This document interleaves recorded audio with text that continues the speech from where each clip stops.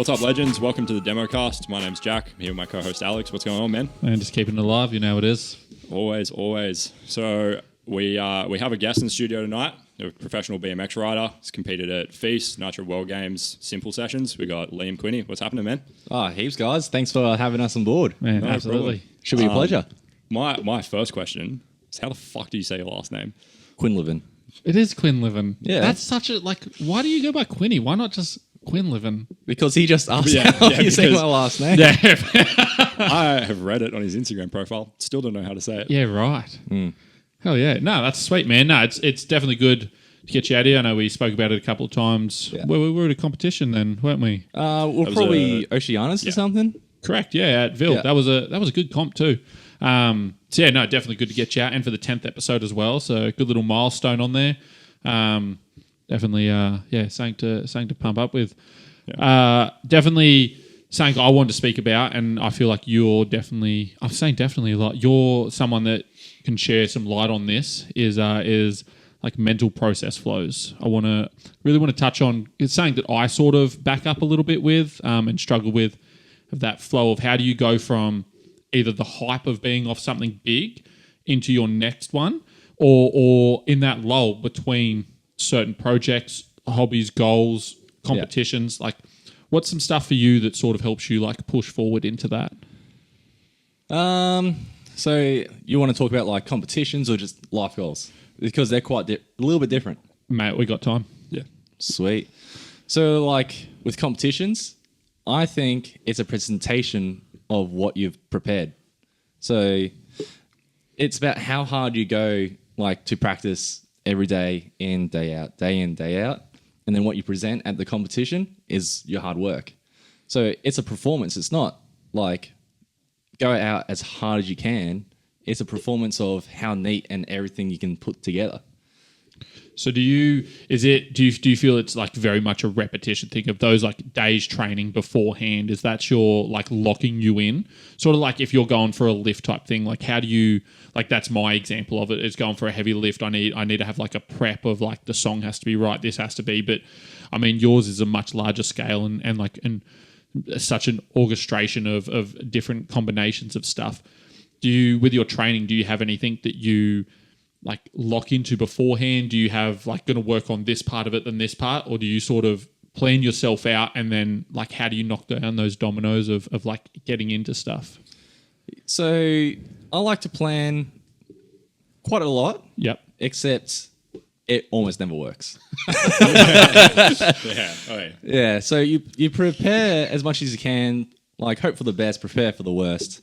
Yep. And quite often, like you'll see these like the courses or the skate parks, right? And it's like, oh yeah, I can do this, I can do that transfer. It hardly ever fucking works. Yeah, I feel like you would get that a lot, hey, because like you obviously there's quite often like renders of the parks and stuff before you actually like get to these competitions. Yeah. I feel like that would be something that happens a lot, that you can kind of like look at it and be like, oh, like that transfer worked this, and you get there and nothing lines up, and you're just like, that all goes out the window. Yeah. But- And you don't know until you ride it. Yeah, for sure. And like you don't know what speed's going to be like. You don't know anything really, I guess. Yeah. That I've already had an aha moment, because I was immediately like, yeah, basically like how do you prepare for competition, and like how do you get yourself in that headspace to, and obviously there always is going to be consequence, but like my thing was like, how do you get in that headspace to kind of put that consequence aside? But it already immediately to me is like, well, I guess to some degree, there's already relatively low consequence. Like it's so rehearsed to some degree, obviously. Yeah. Like the course is always going to be different, but kind of the stuff that you're doing is so rehearsed that by the time you actually get there, the plan is anyway, that by the time you actually get there, you're so prepared that you've just got to put all the pieces of the puzzle together. Yeah. Yeah. So it's like, for an example, you'll see someone like Logan Martin. He'll do the same thing at every single contest, except that's what he's so good and it's so easy for him. So when I go to a contest, it's usually the same things. So on the box, I'm going to do a double flip. On a spine, I'm going to do like a 3 invert or something like that. So if I got like a sweet setup, I'm going to do a flail. So it's just all about tying them all together. So you rehearse that as much as you can in all different sorts of pressures. So let's say with a double flip, I had to learn how to push through if I didn't have enough speed, and I've had to learn how to like boost straight up if I had too much speed. But it's you just got to try to practice in all scenarios before you get to the competition, and you just got to keep calm when you're actually in the moment. And I still struggle with that. Like, you're in front of thousands of people sometimes, Sure. and they're all cheering on this and that. And well, I'm not exactly the most dulled rider. Like, Same. Yeah, all of us. All of us. yeah, but I'll go out swinging. Yeah. On that, sorry. So because I'm not a competition rider, I'm barely a rider at this point. But so is it you will like, so your double flips, right? You have a box that you like to do double flips on, and that's your comfort zone to what's comfortable for you. So when you're planning your route and you see the course, is it like, right, so there's a box there, so that'll be a double flip at this point, this will be this one, and then sort of fill in the gaps outside of your big comforts? Or is it, because everything's out of my fucking comfort zone for it. So, but if you're like, right, so I know that I've got box double flips dialed and there's one there, so I can put that there. Like, is it something that you'll add in, or is it something that you find as a safety net if something's not going, you're like, cool, go to the box double flip? All depends on speed. Okay. Yeah. Some courses, no speed, nothing. Yeah, right. Yeah.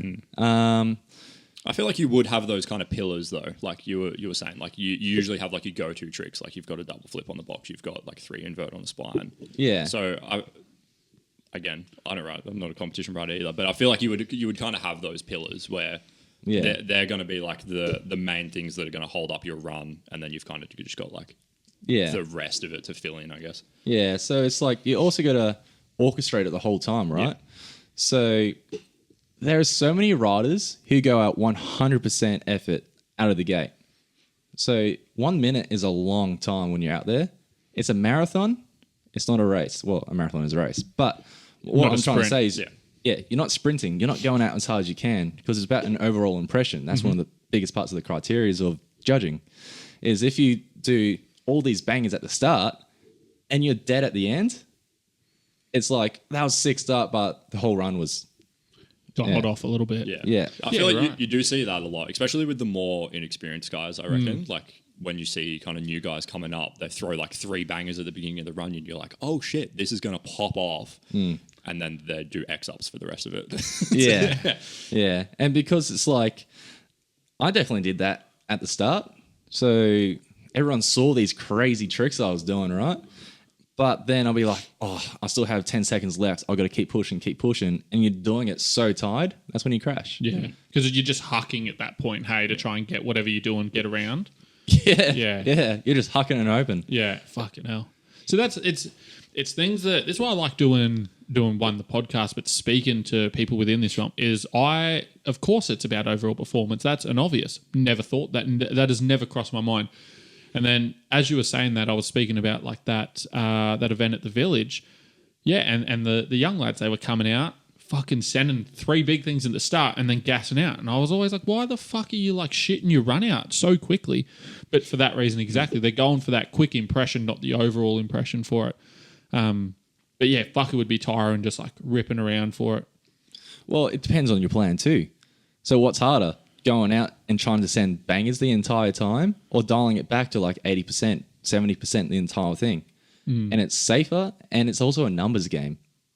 So are you sort of hope like on that like mindset of that numbers game, because you know that there's going to be people that are going to go out and just throw bombs at the beginning, probably bin it. So if you run a 70% and they've crashed on their first, your 70 still trumps theirs, right? And then so you're going for that next run and trying to like skate through the people that bomb it quickly. Yeah, so that's what's been happening with my like more recent years. Yep. So it's like I'll go out, I'll plan a run, and my ideal run, I'll have like 14 tricks in that 1 minute, and I'll dial that back to like 9. And then if I get through to the next stage, I can actually do the math from there. It's like if I can look at someone else's run, he did 14 tricks, and look at my 9 tricks and compare the pair, and then just bump that up a little bit, and that should be enough for semis. And then if that's enough for semis, it's enough for finals. Except at like Feasers and stuff, they're the best in the world. So it's like, it's hard competition. Everyone out there is hungry. Yeah, and fucking good too. Hey, Oh, unreal. There's a reason why they're there. It's not a local comp. That is the world's best, all swinging. Yeah, Yeah, they swing hard. yeah, I bet. Yeah, absolutely. And it's wild, like you mentioned, Logan in there is his shit's dialed. Just fucking the dude just floats on landings and stuff. Hey, like, Bruh, it's not unfair. it's like, you know, I'll go riding with him and stuff, and the same as like Brandon Lupos and like Love what they Loopy. do in a practice session would win all these competitions, except it's like, all right, dial it back, take it easy, keep both feet on. yeah. I mean, and like with the and this one might be something you can touch on is that with the risk to reward being quite high on both of them. If you crash at something like that, you generally get fucking rolled pretty hard. Hey, like you don't crash and just like skip away that often. So like I can understand the mindset of keep feet on. Like stay. I mean, like even your moto racing would have been the same thing of like feet on is crucial. I mean, no one won a race on their fucking face, right? Like, yeah. Well, and that was kind of always the approach when like I was racing dirt bikes and stuff. Is that like, Finish. you would pretty well ride at like 80% because you can ride at 100. So for a little bit of context, like when I was racing, we would do 20-minute races. So you can go as fast as you can for like 3 laps, but then you've got 15 minutes left. So like if you bring that back to 80%, but you can sustain that 80% for the entire duration of the race, that's better than being at 100% for half of it and then 50% for the second half. Yeah. So which it'd be very similar, I'd imagine. And also when like I feel like a minute is kind of a long run, but it's also kind of short because if you make a mistake and you do lose speed, you kind of don't have enough time to get it back. Well, yeah, you actually got to like think as you go too. So what I also used to do, still do to be honest, is when you land a little bit low, you're like, oh shit, I've got to make it up. So you crank even harder, try to get the speed. Yeah. What's that do? It gasses your legs. It gasses your legs, you get tired, and what happens when you're trying to do a trick when you're tired? You crash. Yeah. So instead of being like, need to do more, it's actually the opposite. You'll be like, all right, I'll stuff that up and set up for the next one. Because judges can tell when you're hucking and hoping. Yeah. And are they going to like score you for hucking and hoping, or do they want like everything to be like dialed? Yeah, like neat and polished. Yeah. Yeah. So it's like sometimes less is more. For sure. For comps like the Monster, correct my fucking wording here. Is it the triples? Yeah, triple challenge. Yeah, Yeah. something like that, and like mega ramp and stuff. Is that I'm going to use this term lightly. Is that a nicer type of competition in the sense that it's 3 jumps in it? It's 3 like it's for how you feel on the inside. Is it nicer? It's less of you being like I have to. I mean, you're still competing against absolute monsters regardless, right? But like it's 3 then go, or just one massive fucking ramp. I know I'm talking that. I like as someone that wouldn't hit fucking any of them, right? Like not even going to walk down them. But like, yeah, is that to you? Is it a nicer competition to be in? It suits my style of riding a lot more. It's a lot harder to access and get ready for it because we're in Australia. Yeah. My natural way of riding is just doing bangers because that's what I grew up as a kid watching. You know, I'll watch these guys do like double flips and nitro circus and all this sort of stuff. I'm like, dude, that stuff's freaking sick. And then that's what I'll just go out, practice in the foam pit and get dialed. Not 360 bars and whips and all that stuff. I Yeah. can do them, but ain't me, man. Yeah, It's like that's they ain't freestyle to me. It's like I'm not doing 3 bars and 3 whips to be like everyone else. Yeah, that's fair. So, like, and do you find that because it is your, like, what style you prefer, you have a more relaxed approach to it? I mean, you still want to win. You're still there to do shit. You're not there to fuck spiders, but, like, you're, like, calmer with it in that sense because it's a more at-home experience for you. It's a bit yes and no. Right. So it's more in my ballpark, except these jumps are huge. Yeah. They are massive. So like sometimes you see it on paper or on Instagram and whatnot. And so the first triple challenge I went to, it was raining the entire time until comp day, essentially. So we got some practice, but the jumps were running so slow. So I was cranking down the roll-in as fast as I can and pushing through as hard as I can just to flip it. So that scared the shit out of me because all you got to do is come in nose case, OTB. Yeah. I was going to be in America for a month. So if I did that, I'm out for the entire time. I just wasted 10 grand. Yeah. Yeah. So Yeah, because that's something, I guess, that isn't touched on much at all. And like my sort of first introduction to that was Loopy. Sort of gave me a little bit of an insight of, yeah, that like it's not just the crash; it's all the money you have to put in before it. There's so much out of pocket expenses that come with being at these events and like I've heard about like riding moto and stuff. Yeah. Like the shit is expensive to be in that position. Hey. Oh, it's absolutely ridiculous how expensive it is, especially because we live in Australia. Our conversion rate is shocking. Yeah. Yeah, we get all the competitions. They're in Europe or in America. Yeah. So every time you go over there, everything's twice the price. Yeah. And time is money. So you got to convert that time to money from work or sponsors in Australia. So let's say you're able to save up $400 or $500 a week and still like have enough time off work to go and train. So that $500 every single week, how long is $500? I mean, $10,000 like take to save up 10,000. Yeah. Yeah. Quite a while. Yeah. Absolutely. And all it takes is one nose case. And it's done. Yeah. And then not even that. It's then like broken when you come back and then can't work and stuff. Like, Yeah. that's been like one of my saving graces is that on my crash, like in my last one, which was a nose case, and I broke fucking 5 bones through it. And I was fortunate enough that I work in a job where they laughed at me and then I went back to my office and did my shit, right? Like, not everyone has that luxury. Like that's, like some of us are on the floor doing shit. Like, yeah. So it's like, do you ever get to a point where you're on that mind hurdle of like, I want to do something big to step forward. I'm fucking scared because if I step a little too far forwards and come off, like all sorts of shit could be twisted. You got to calculate everything. Yeah. Yeah. So that's why I got hurt in the last triple challenge. Yeah. It was the last event and it was best trick. Yep. And I'm like, all right, sweet. I'm here to hopefully make some money and make an impression. And I sent it. So I tried to do a double backflip Superman. Yep. Messed up my calculations and went way too far and didn't spin enough. I've seen you were prepping for that trick for some time, hey? Yeah, so I try to keep that pretty DL. So I did that at Nitro World Games, and I've never crashed on it. Yeah. Well, I'm not going to touch wood. I crashed on already it. Fucking Yeah, already got that out of there. Yeah. You touched on something else with that one, eh? But so I could do it at Willie's on a 14-foot kicker, and then I went to the hot box, and that's like a 6.5-foot kicker.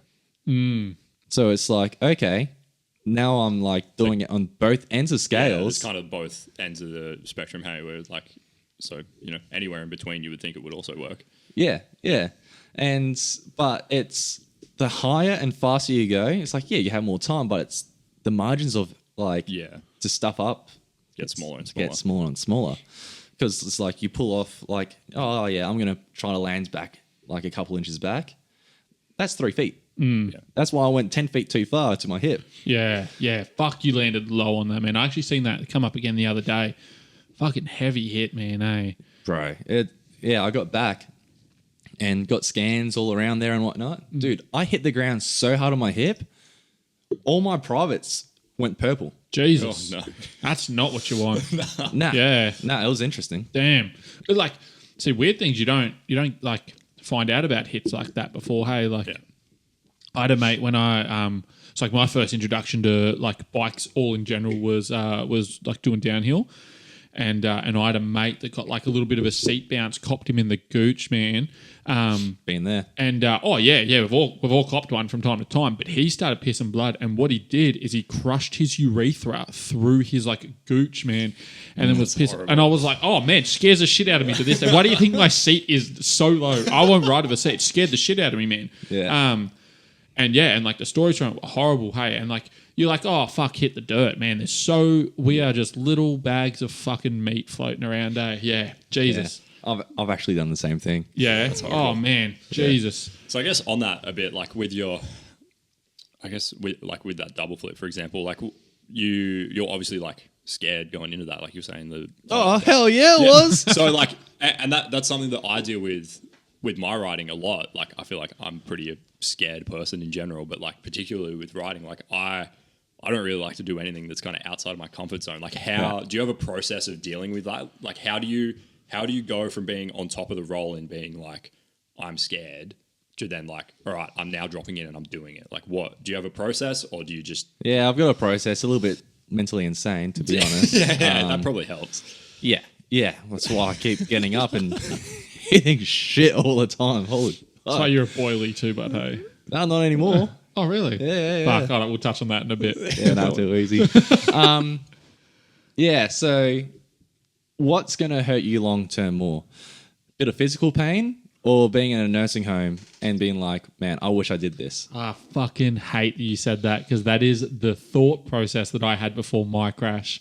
And it was like every day I would come home and be like, why the fuck didn't you hit it? Every time we went to Boomers, I was like, stop being a bitch. Why didn't you hit it? I'd stay awake at night, like hate myself. Yeah.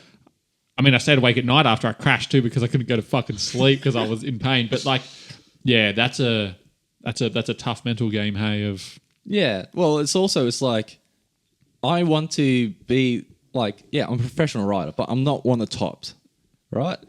And it's like, well, I've got to put on a show. I've got to make sure I put that impression out. Mm-hmm. I don't want to be known as like, oh, he could have, should have, but never made it. Yeah. You kind of So that's going to kill me more than actually sending it. So it's like a bully technique to yourself almost. It's mentally insane. Yeah. Got to just... just got to beat yourself down a little bit. And yeah, right. Yeah, don't be a bitch. Yeah. Yeah, yeah, Jack. Yeah, no.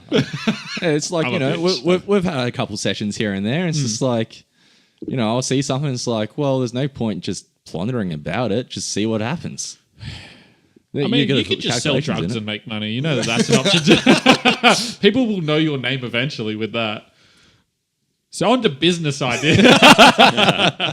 What do you want?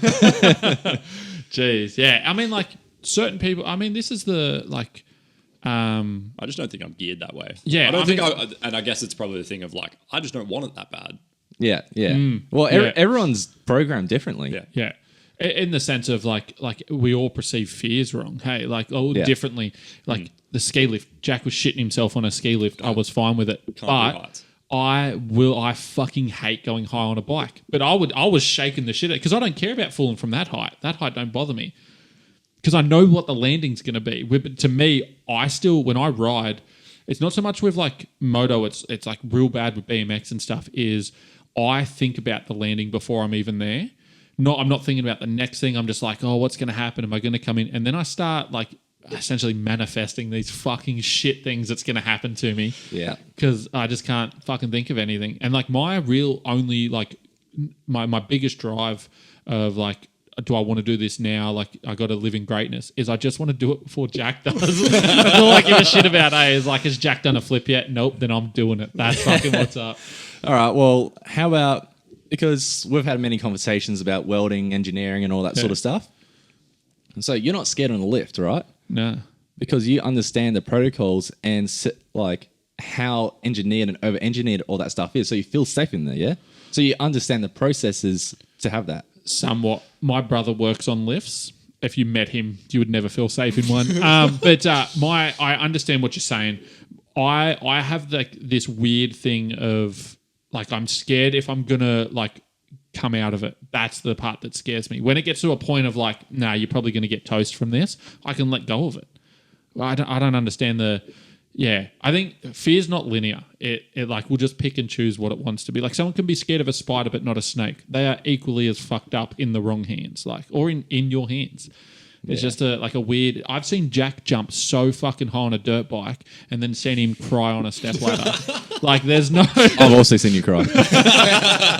Like, there's no linear... He has been higher than I've ever seen on wheels fucking boosting through the air and was sweet with it. Like, I was filming him like looking up at this shit, and I was like, I'm not doing that jump. He's like, nah, it's sweet. But then, like, little thing, we literally went off an edge on a ski lift that you could just stepped off, and he was like, fucking don't move. Yeah. Well, you just got to understand and trust your own process. Yeah. So That's the problem right there. Yeah. repetition. Yeah. It's baby steps. And it's like, I'm not going out to wheelies doing double flip Supermans and triple flips to the flat bag on the first day. Yep. We're all human. We all start from zero. So it's like, okay, how much speed do I need? And that comes from like going through other jumps. Yep. Over time, it's like, all right, I see that. I'll get advice from Willie or whatnot. And it's like, okay, go this fast, a couple of cranks down this, understand his process and try to adopt that. So as soon as you pop up, that pop is good. And that's the first part of the process. You're comfortable, you're going to make the correct distance. And then you figure out the spin. It's like, I'm spinning good. We're good. Spot the landing. Okay, we're coming in. Boom. So it's just those processes. Yeah. So- Repetition would be like the biggest thing for it. Hey, is like, because once you're comfortable doing it, I mean, I like simpler terms was 360s for me. They used to just be throw and pray, but now I can see everything I'm doing the whole way around. So I'll happily throw one at random things. I did crash one the other night on your bike, but fuck, it sucked. But It's the bike's fault. yeah, definitely fucking free coasters, man. We don't have enough time. Oh, bro. We don't have enough time. Free coasters, but I don't know why you need why a free coaster fucked you up when you did a fly out 3 and then landed riding forward and the free coaster because made you crash. I like heavy on my front foot, and so I just slipped. Yeah. Oh, and then need the stem. Yeah, I can't do that anymore. My knees have left the group chat. Yeah, I want to touch on that in a bit, but that's I like that there's like a process flow to it. It's not just all hope and fucking pray. Nah, and you also got to make sure you're mentally in the right state. For sure, yeah. Yeah, because what I also used to do, like let's touch base on being like an amateur ride trying to go like pro in competitions. Used to go out swinging as hard as you can, right? So one time, Jamie Bestwick actually came up to me and it was like, dude, you got to calm down before your runs. And it's like, what do you mean? It's like, well, it's like going to a pub and you're getting a punch on. You're like fired up and someone's about to get hurt. And because it's only me out there on the course, because I'm that fired up, I'm going to get hurt. That's a good analogy. I like that. Yeah. Again, yeah, if you're the only one in the punch on, you're the only one getting hurt, hey. Yeah, but sometimes you need that mental push. Yeah. It'd be a for weird, sure. like, line. Yeah. And, like, I'm sure saying you would also, like, understand, Jack, of that, like, enough to be aggressive, not enough to kill yourself. That's a hard line. And then as soon as you stuff up midway through the run, and you're like, oh, I got to back it up. Everything's like elevated all of a sudden. You're like, Defaulting to that aggression, defaulting to that aggression. Yeah. So experience is such a key in competition. How long you been comp riding for? Long time. Like, are we talking like professional level or just like competing? Give me both. So I started competing when I was maybe 13. Yeah. At like the usual like local skate park sort of competitions, and always did pretty good in them. And then you guys know Ramfest, right? Of it, yes. Yeah. So there was also like a midweek mayhem. It's like BMX was prime back in Melbourne at the time. No, it was sick. The scene was down in Melbourne. It was unreal. And I came second in that when I was like 14 or something like that. And back in those days, it wasn't about sandbagging and it's like, okay, I'm 14. I don't want to go right with the pros. I don't stand a chance. Back then, it's like you got on the podium, you move up. No choice. Yeah, okay. Otherwise, everyone's like, Sandbag. it's just like, all right, cool. But I had the big tricks, but I just couldn't put everything together. Yeah. So I got real lucky at that one. Not gonna lie. I was 15. I did an inward and a backflip Superman and like flare transfers and everything when I was 15. Yeah, right. Yeah, I was just loose as back then, like even more or less dialed. Yeah, it was wild. Yeah, right. And But- then so like pro comps. So pro comps, I was meant to go on my first pro comp when I was 15. 2 days before my first pro comp, snapped my leg. Oh, I'll do it. So I came back after that and started, it's a new level, new devils. And I did okay. Yeah, so it's like, it's like those local riders you see. And you kind of like just place just under him. It's like, oh, holy shit. And it's like, I did okay. But BMX was on a different level back then. It was like everyone's out there to send it and like hopefully win. But now it's like, it's down to an art form and people will actually go home and do the math. It's a lot more calculated now. Hey? Like, it's ridiculous. Yeah. It legitimately looks like a dance now. Hey, like it is so beautifully. I mean, like every time I see Josh Dove ride, Oh, he's incredible. fuck, is it pretty, man? It is legitimately pretty to watch. And I like watch. I'm like, how does he like hits and sort of like, I'm sure to him he meant to go there, but to me I'm like, he's just shot off this way and then hits it with such like floaty great. He looks like a fucking swan. It's I couldn't word that anyway.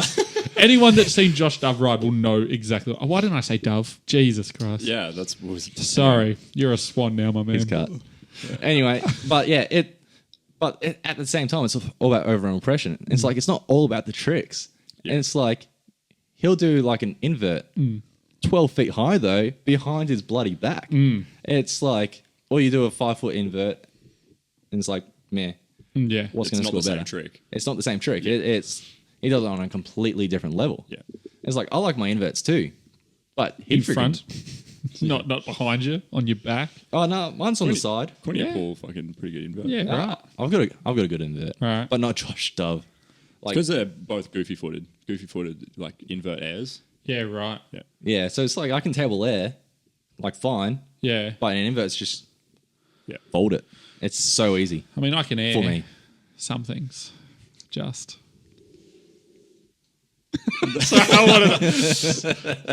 Love that awkward silence. Right. I want to sort of mix it a little bit there because we've spoken about injuries and stuff. So, Yeah. right, we're down, we're off a comp or wherever it be within your life through injuries. How do you attack moving forward from there? Whether it be like job, life, financial, anything you're comfortable to speak about on it. How do you move from there? Like for now, you said your knee is no longer with us. My knee has left the group chat. Gone. What was the group chat? Having a knee that works. Yeah. Yeah, knees that work. Yeah. So it's actually kind of funny. So I've recently just popped my ACL. Yeah. It's completely gone, like ripped off the bone properly. That was 3 weeks ago now. I have a small sidebar before we get too deep into this. So any BMX riders that just ride without an ACL? Yes, there is actually. Yeah. Yeah. So It's very common in moto that they pop their ACLs and they just go, well, I just tape my knees up now. Let's go. Yeah, there are. So I was actually talking to Ryan Nyquist the other day, and he hasn't had ACLs for like 10 years or something. Yeah. Yeah. And then he said he was also just done his PCL. He doesn't know when that happened. What the fuck?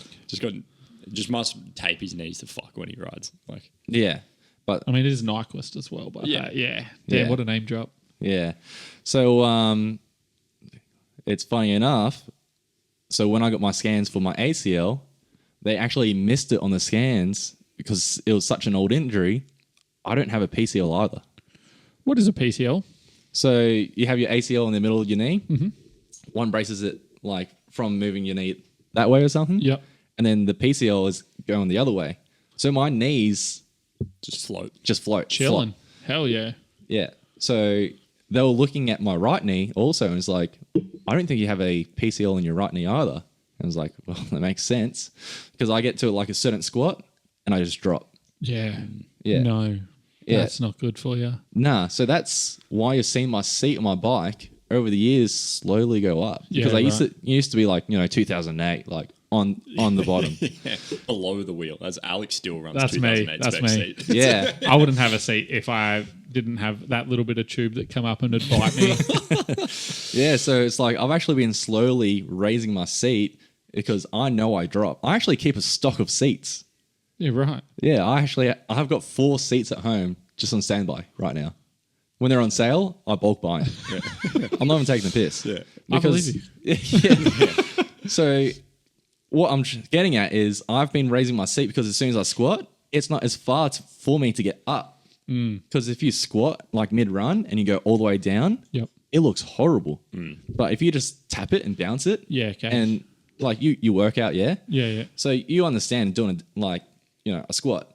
You get to a point and then it gets really hard.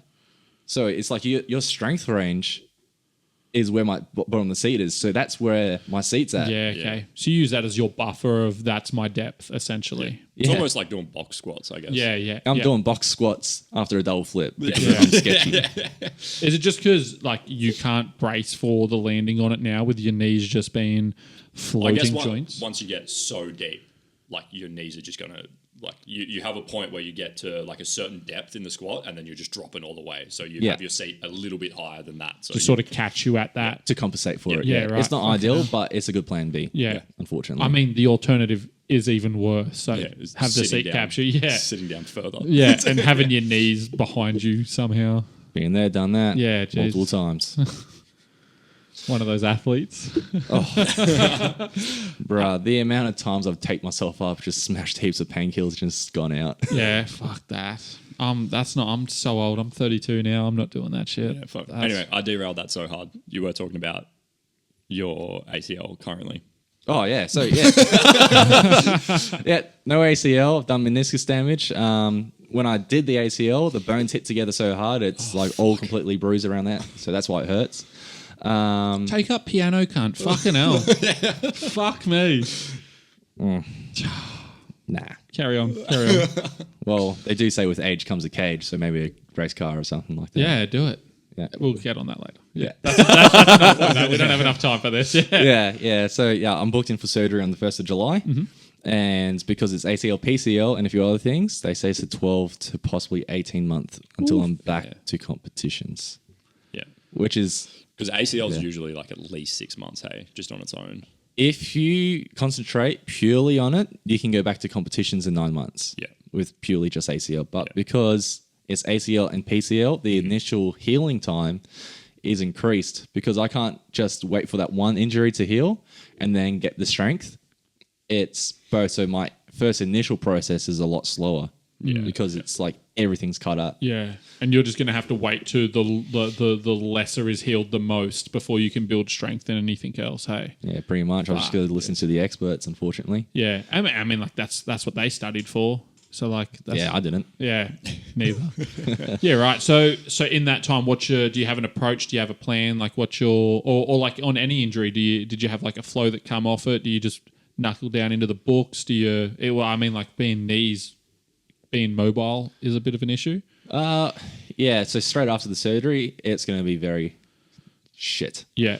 So yeah, I'm a baller maker by trade. So engineer, fabricator, welder, whatever you want to say. I build shit. Yeah. Yeah, whatever. Yep. I've been doing that since I was 15. Yep. Pretty good at it. Make a bit of cash from it. Mm-hmm. With this knee injury, because it's going to be such a long one, it's just not going to heal properly. Yep. So I've actually quit that job. Yep. And now I do social media marketing and content creation. Yeah, cool. Yeah. Yeah, right. Hell yeah. Yeah, for Leeton's Vans and Burley Heads. Hell yeah, man. Yep. How are you finding that? Like, that's a dramatic change in... Oh, completely. Yeah. Yeah, I was swinging hammers and playing with molten metal to, yeah, that looks nice. Yeah. I mean, that's how I weld. I'll weld, that looks nice. Yeah. Take a couple of photos. Oh, yeah, she'll be right. Yeah, don't see it from my house.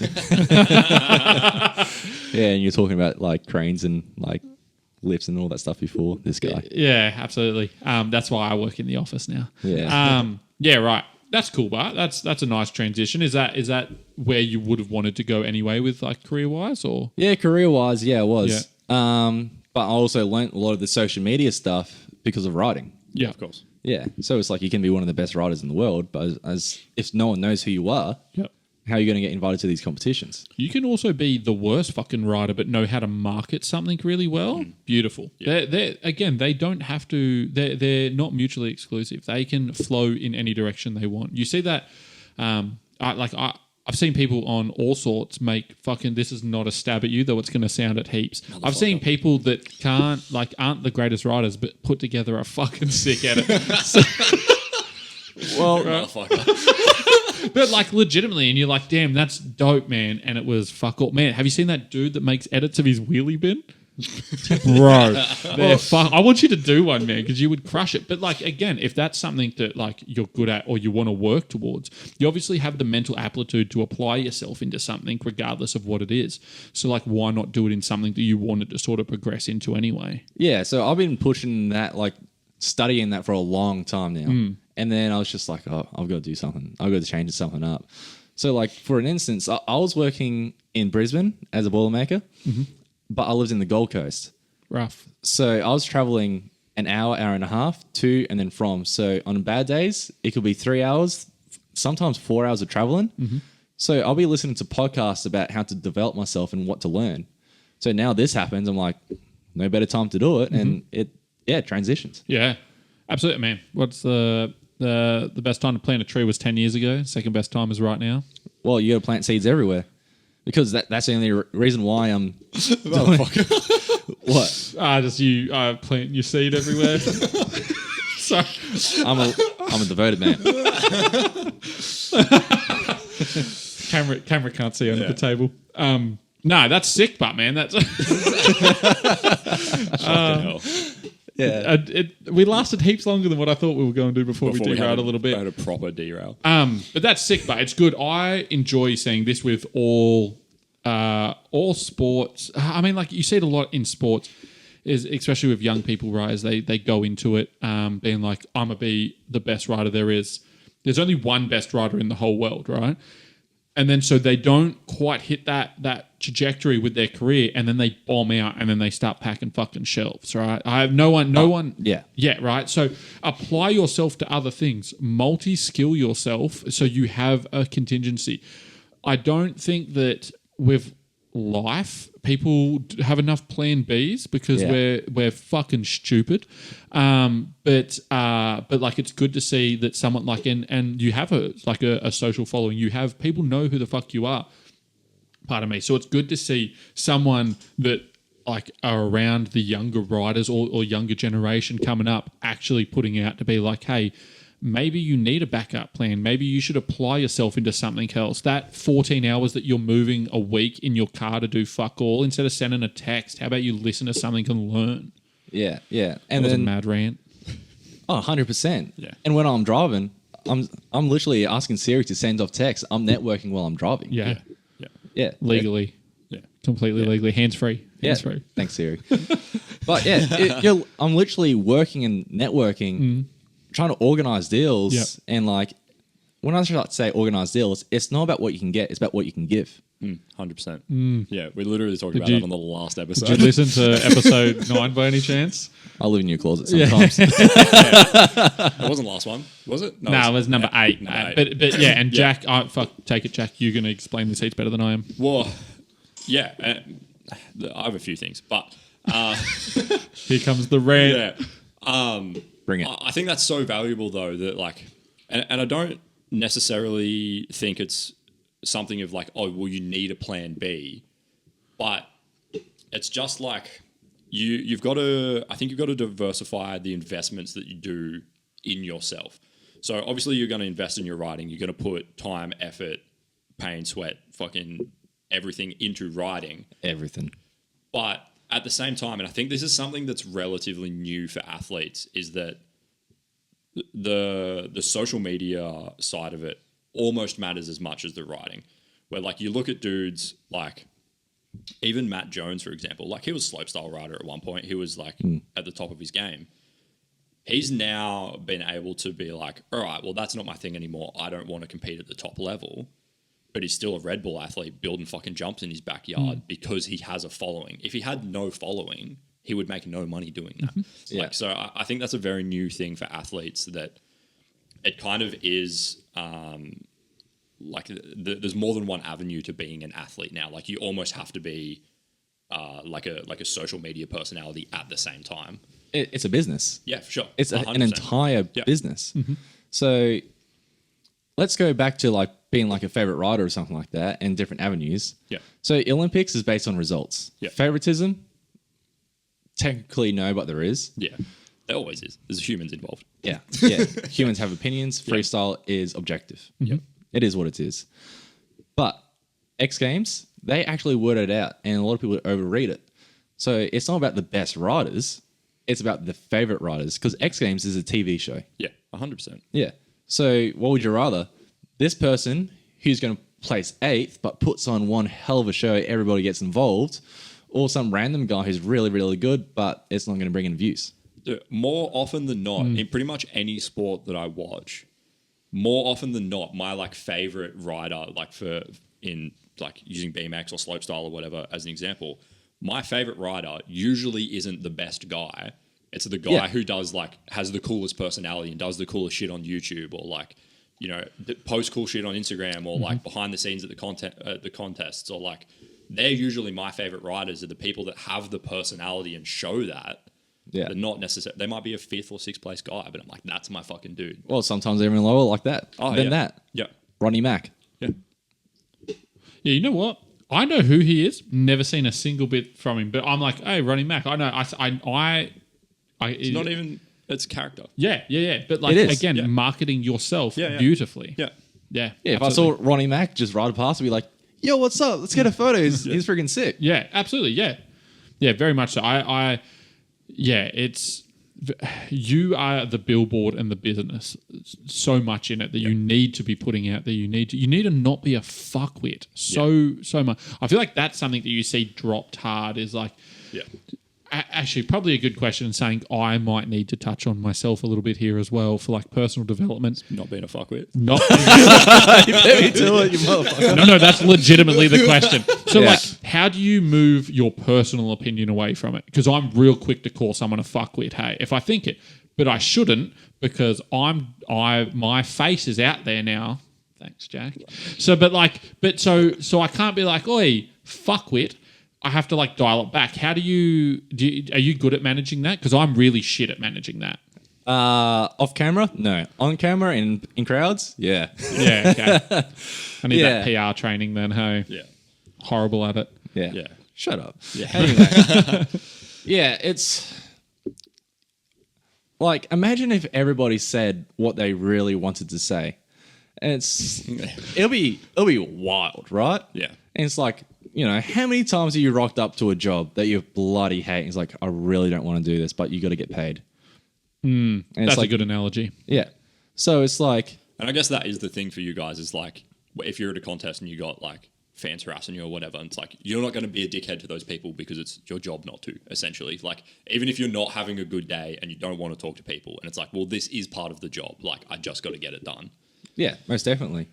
Yeah, okay. I'm still in the luxury of being a fuckwit because it doesn't pay me yet. So yeah, that is sweet. Yeah, I mean that answers it beautifully. Is that like you have the option to be an idiot or the option to be paid? Yeah. Fair. Yeah. Yeah. And at the same time, what would you rather? Have someone at a competition who's super easy, chill, fun to be with, or someone who's a complete dick? Who's going to get invited? Yeah. Isn't it? A lot of these competitions, invited only. Yeah.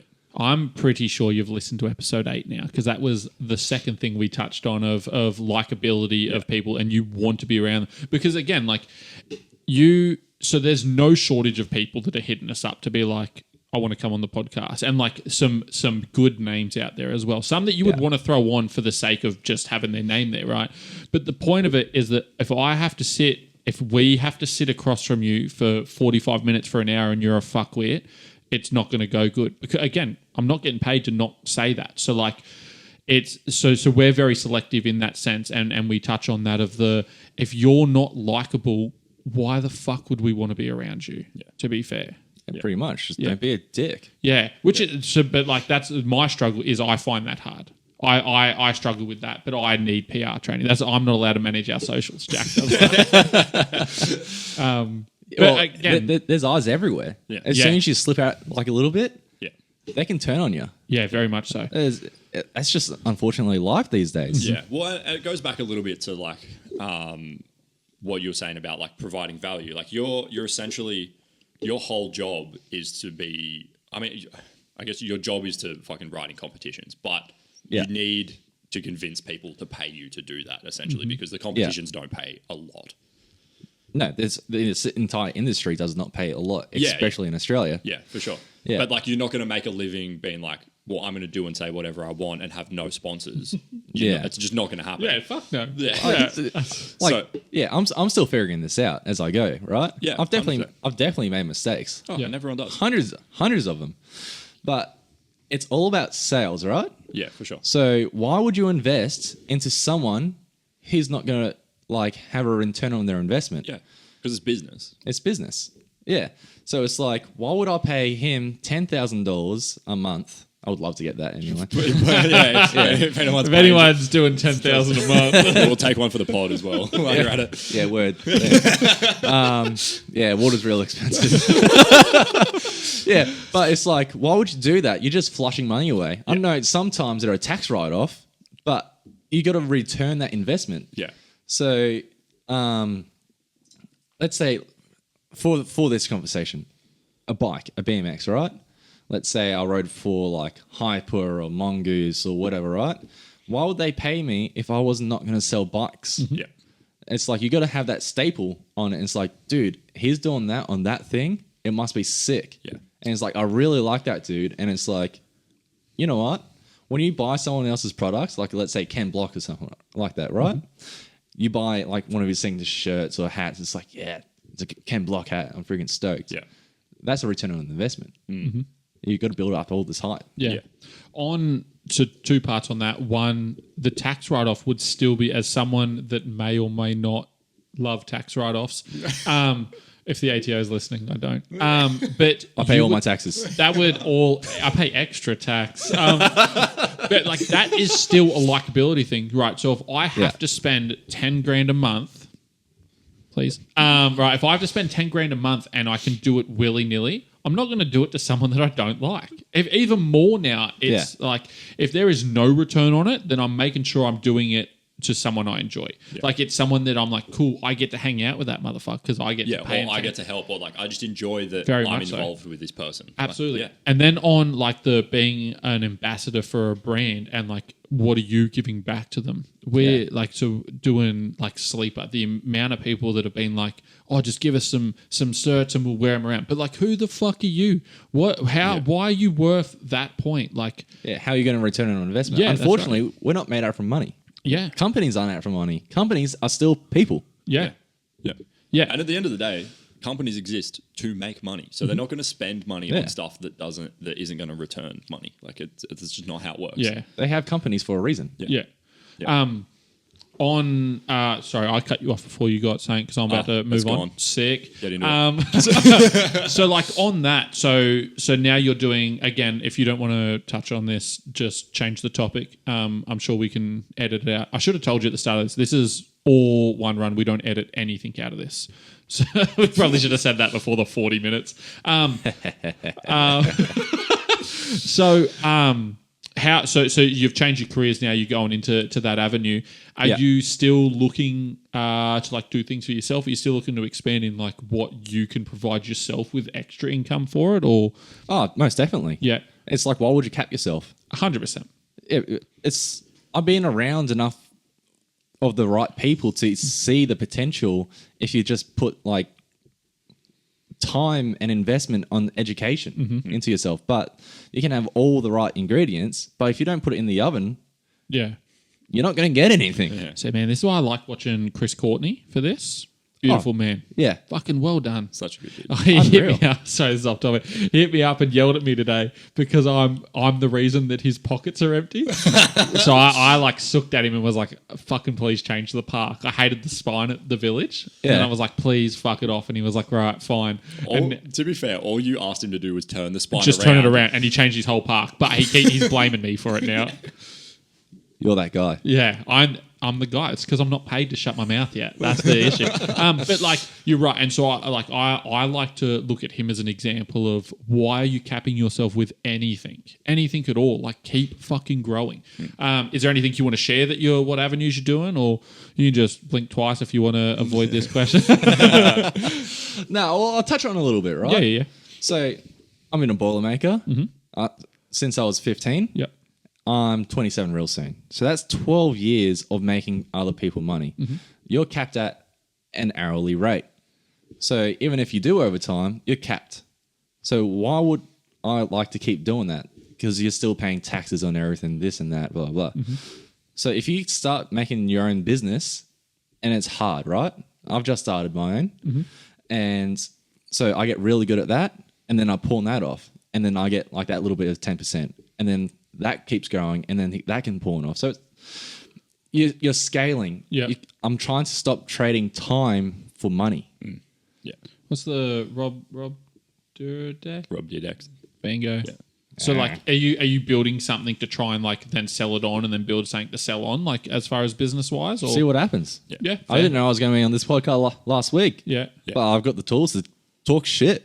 Was it last week? It was fairly recent. Let's run with it, Bro, I've hit my head that many times. Yeah, that's fair. That's fair. Yeah, right. And so is that like? So you said you started another business. Yeah, basically competition with you. Yeah, sick. What's up? Like this, Nah, or like nah. my non. Oh man, I had so many clapbacks for it. Nah, but I just see a small gap in the economy where I live right now, Yeah. right? I live in Gold Coast, Burleigh Waters. It's like the Hollywood of Australia, right? Yeah, for sure. And how companies and businesses are going, everybody, if they don't advertise properly, they're going to be losing income because everyone else is going to outshine them. Mm-hmm. So same with writing. I've learned how to advertise myself, essentially. Yep. Unfortunately, that's what it's got into. It's not in 2000s where you can just be like, yeah, I went to X Games, stick up Yeah. You thousands. can just ride. Yeah. It's not like that anymore. Yeah. Yeah. So it's about providing return on investment for smaller businesses. Yeah. Smaller businesses for myself right now, I don't have all the crazy camera gear and all this other stuff. I don't have the equipment or the knowledge to take on massive businesses. So it's like if I can help out, go to a small business and increase the profits by heaps. So what's this $1,000 investment and they've made it into $50,000. Yeah.